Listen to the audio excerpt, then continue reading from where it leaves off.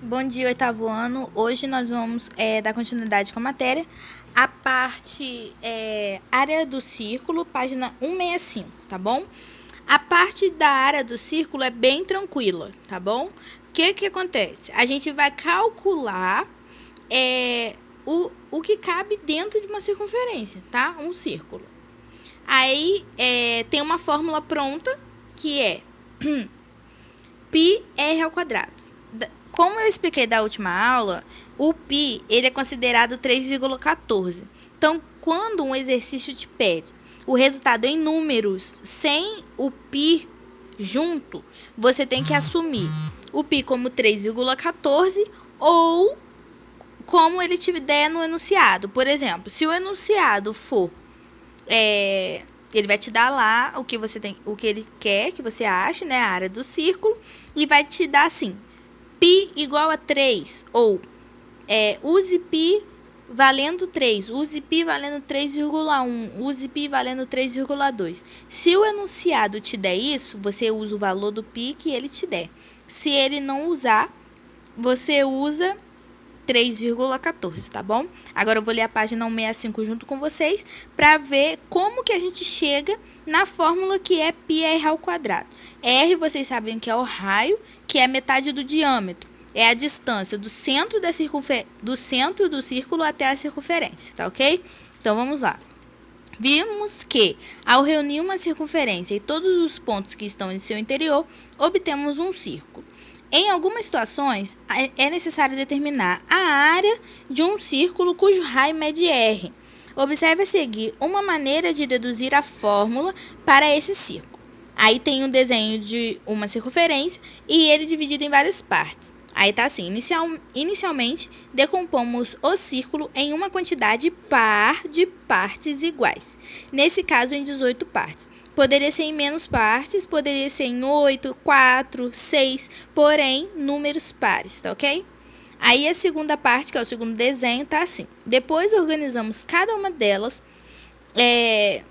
de maneira que a figura obtida lembre um paralelogramo, né? Um paralelogramo é como se fosse um retângulo, tá bom? Onde um dos lados é maior do que a altura, tá ok?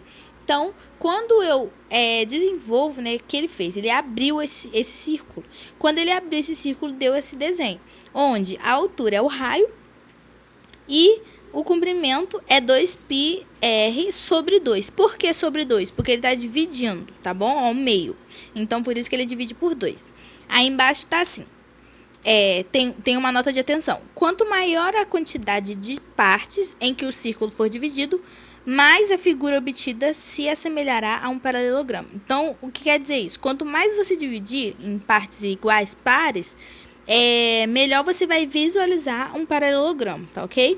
Aí tá assim: note que a altura corresponde a aproximadamente a medida do raio da circunferência e a medida da base corresponde a cerca da metade do comprimento de uma circunferência. A circunferência, ela mede 2πr.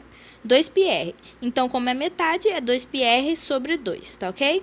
Aí o pontinho está embaixo. Como essa figura lembra um paralelogramo, para calcular sua área, multiplicamos a medida da base pela medida da altura. É igual a gente faz com um retângulo, né? A gente faz base vezes altura para achar a área. Dessa forma, a gente vai fazer o mesmo com o círculo, tá bom?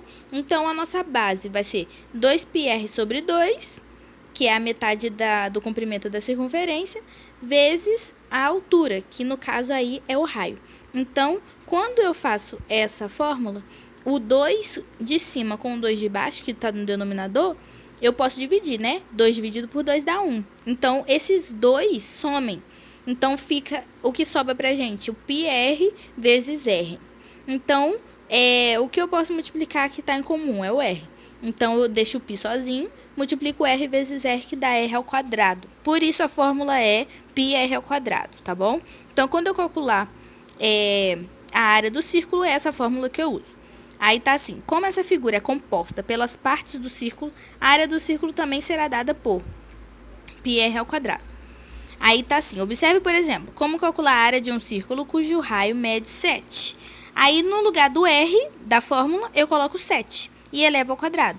No lugar do π, coloco 3,14. Então, vai ser 3,14 vezes 7 ao quadrado. 7 ao quadrado dá 49. Quando eu faço a multiplicação de 3,14 vezes 49, vai dar 153,86, tá ok? Sempre vai dar um número com vírgula, professora? Sempre vai dar um número com vírgula. Por quê? Por influência do π. O π é um número com vírgula, então quando eu faço a multiplicação, consequentemente, eu vou achar um número com vírgula. Qual é a outra opção de exercício que pode aparecer? Ao invés dele te dar o raio, ele te dá o diâmetro, que o diâmetro a gente sabe que é o dobro do raio.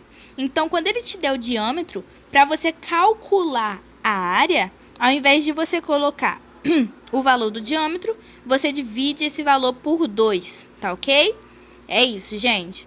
Então, por hoje é só. A matéria é bem tranquila. Tem atividades aí pra frente na página 167, 166, que eu vou passar pra vocês.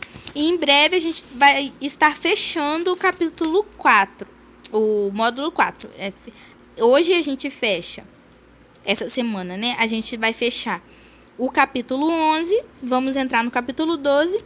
No capítulo 12 são apenas 2 assuntos, que é grandeza proporcional e regra de 3, tá? Bem tranquilinho. E a gente fecha o módulo 4. Então, aguardem aí as atividades saírem no mural e fiquem atentos, tá ok?